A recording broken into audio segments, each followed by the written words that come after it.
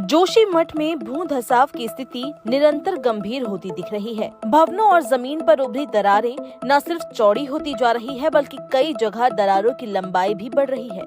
इस स्थिति पर अंकुश लगाने के लिए दरारों में मलबा भी भरा जाने लगा है। हालांकि भूविज्ञानी इसे लेकर सहमत नहीं है। उत्तराखंड अंतरिक्ष उपयोग केंद्र के पूर्व निदेशक और HNB गढ़वाल केंद्रीय विश्वविद्यालय के भू विज्ञान विभाग के प्रोफेसर का कहना है कि भू धंसाव जैसी वृहद स्थिति में दरारों को भरने का प्रयास समय और धन दोनों की बर्बादी है। जोशीमठ की जमीन ग्लेशियर के पीछे खिसकने के बाद शेष बचे मलबे से बनी है। ऐसी जमीन की प्रकृति नीचे की तरफ सरकने की होती है।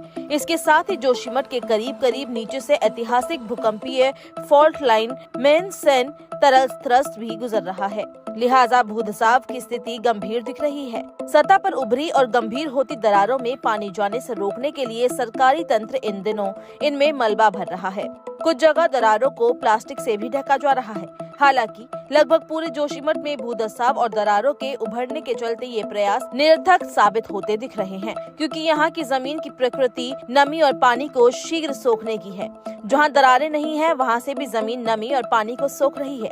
ऐसे में दरारों में मलबा भरने से कोई असर नहीं पड़ेगा। भूविज्ञानी के मुताबिक जोशीमठ क्षेत्र में भूधंसाव की स्थिति बताती है कि सरकार को उपाय के रूप में प्राथमिकता के आधार पर विस्थापन के विकल्प पर आगे बढ़ना होगा। इससे जोशीमठ से दबाव भी कम हो सकेगा। भूविज्ञानी ने कहा कि वर्ष 1970 में अतिवृष्टि जनित आपदा में बिरही ताल टूटने के दौरान पीपलकोटी क्षेत्र में बद्रीनाथ राजमार्ग का 14 किलोमीटर भाग पूरी तरह से ध्वस्त हो गया था।